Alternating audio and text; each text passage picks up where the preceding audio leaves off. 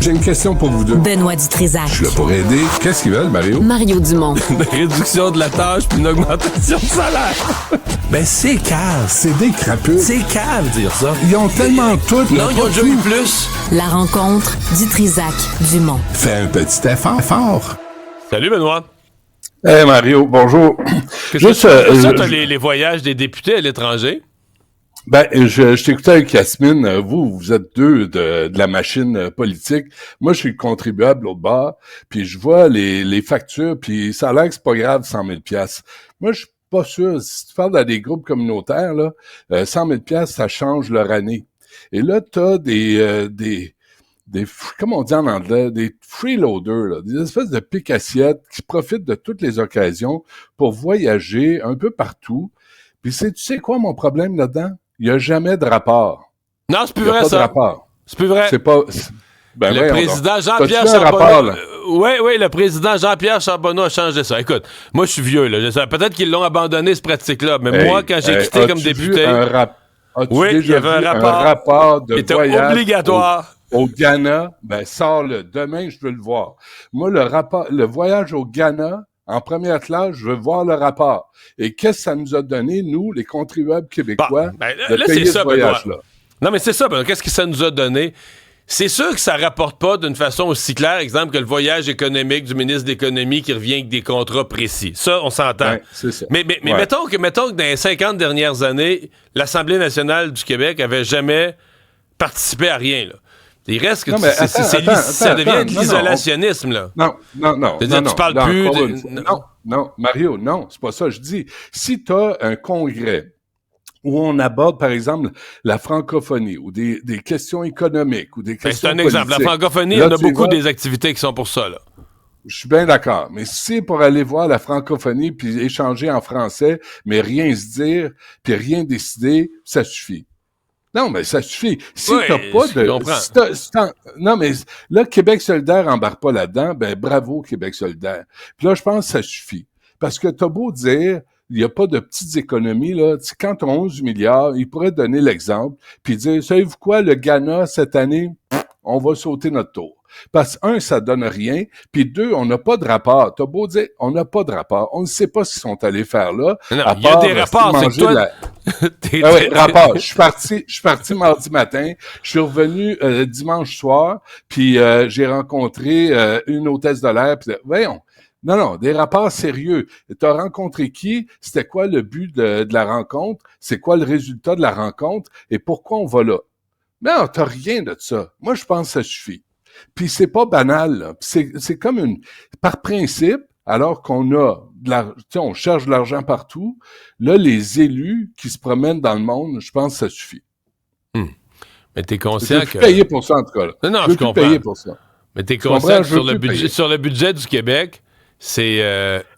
ça n'a rien à voir. Sur le budget, une grenouille de 1/10 de 1%, peut-être moins, là.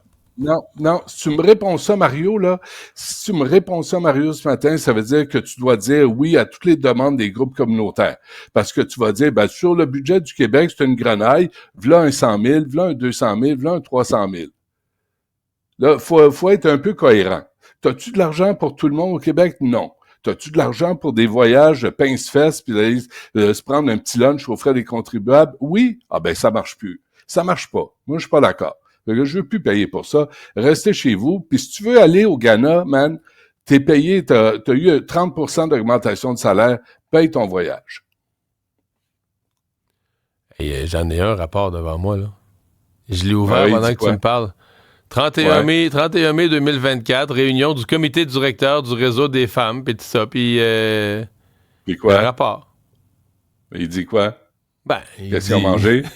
Ils ont joué à pétanque? Il parle pas de ce qu'ils ont mangé. Non, mais il parle fait état de la composition, de l'ajout d'une nouvelle députée de la section du Cambodge, puis des points d'information. C'est une sorte de procès verbal.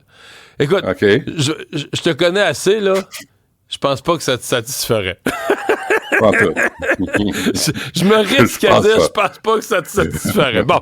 Hey, est-ce que les Big C te satisferaient? Je suis étonné que tu sois pas, toi non plus, tu sais, parce que t'es proche de tes sous, toi aussi. Non, mais je n'ai jamais fait, je peux en parler librement, mais puis si peut-être qu'on en fait trop, peut-être qu'il faut, comme la première classe, ça m'a fatigué, vous voyez, les vols en première classe, ça m'a fatigué.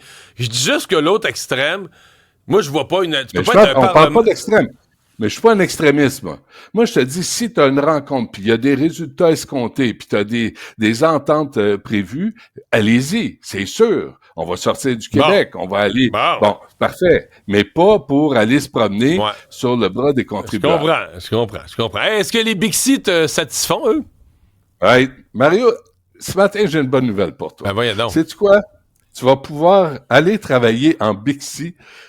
Tu vas animer à 6 heures la mort au nez. J'ai un intérêt limité. Surtout bien en soir, là. Faut que tu pues. En plein hiver. Écoute, ajoute, là, c'est dans la presse aujourd'hui, là, il y a un article, c'est merveilleux. Là, on fait un appel d'offres pour des services de déneigement afin de donner suite au réseau de libre-service de vélos durant la période hivernale. Il y aura des stations de vélo. On passe de 150 à presque 200, ce qui représente 4500 points d'ancrage. Écoute, c'est un appel d'offres, là. T'as intérêt à épousseter chaque vélo, enlever la neige sur chaque pédale. Ils disent même qu'il faut qu'ils dégagent les selles de vélo. Là, il faut qu'ils dégagent autour de la station de Bixi. Mais les trottoirs seront toujours pas dégagés. Les selles des vélos vont être dégagées, mais pas les trottoirs. C'est ça.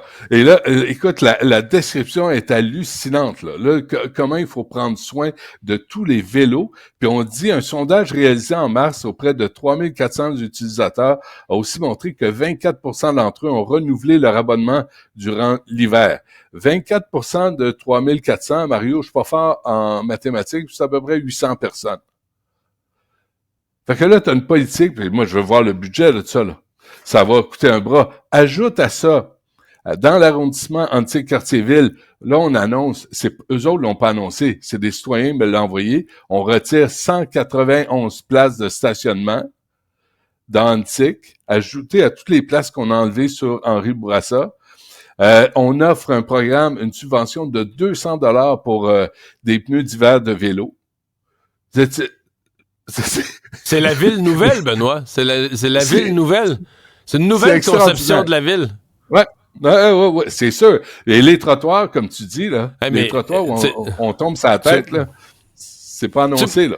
Mais tu me dis pas tout ça dans un esprit d'être inquiet de l'administration de Valérie Plante. J'espère que c'est pas ça, parce que je vais être obligé de te rappeler qu'il y a personne qui veut se présenter contre elle.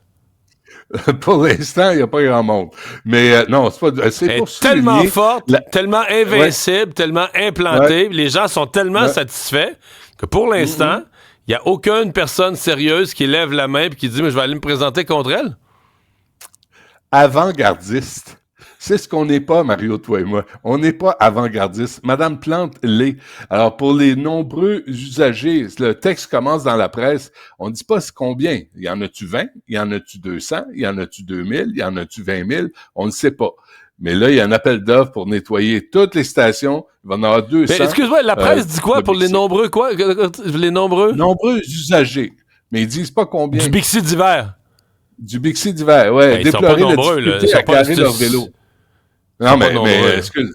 Puis il y a des auditeurs qui m'ont fait allumer, tu sais, des fois je suis pas vite, mais tu sais, là, il y a tout un débat là sur il y a pas de débat parce que c'est réglé, puis ils ont décidé, Madame Thuillier, la mairesse de l'arrondissement, a tout décidé, mais sur Henri Bourassa, là, il enlève les stationnements, les commerçants sont aux abois, et un auditeur m'a fait remarquer, c'est parce que t'as une piste cyclable sur Gouin, t'en as une sur Prieure, t'en as une sur Soriol, tout ce qui est Est-Ouest.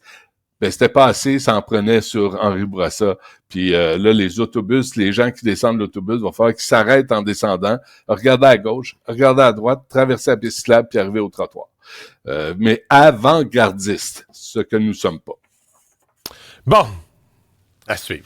Est-ce que Paul Saint-Pierre Plamondon est un populiste? C'est l'accusation que lui affuble le syndicat de la fonction publique, parce que, contrairement au PQ, qui traditionnellement essayait de se garder ami avec les syndicats du secteur public, Paul Saint-Pierre Plamondon veut réduire la fonction publique. Écoute, il m'a donné une entrevue pour me conter ça la semaine passée. Épouvantable. On devrait l'attacher puis le jeter dans une cellule quelque part. Faut se rappeler que René Lévesque et M. Parizeau avaient coupé 20% du salaire des fonctionnaires au début des années 80. Oui, je pense que oui. Est-ce que c'est populiste de dire, est-ce qu'on peut revoir, il y a eu 15% de plus de fonctionnaires depuis l'arrivée de la CAQ au pouvoir, là, à peu près, 10 000 de plus, chiffrons, ouais. C'est ça, 10 000 fonctionnaires.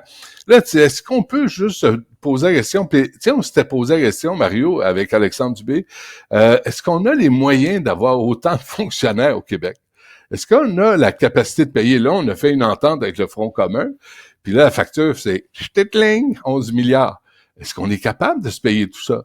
Est-ce qu'on en a pour notre argent? Quand tu as des citoyens, puis même ma recherchiste Cybelle, avec qui je travaille, me disait la même affaire, t'appelles à la SAQ pour avoir un service. Oui, le monsieur du syndicat, il va te répondre, on n'a pas assez de fonctionnaires, c'est ça le problème, il faudra en embaucher plus, il va te dire c'est ça le problème.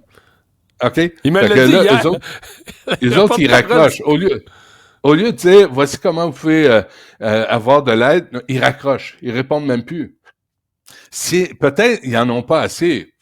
Écoute, moi, j'aimerais aussi que Paul Saint-Pierre Plamondon, s'interroge sur le nombre de cadres qu'il y a dans la fonction publique.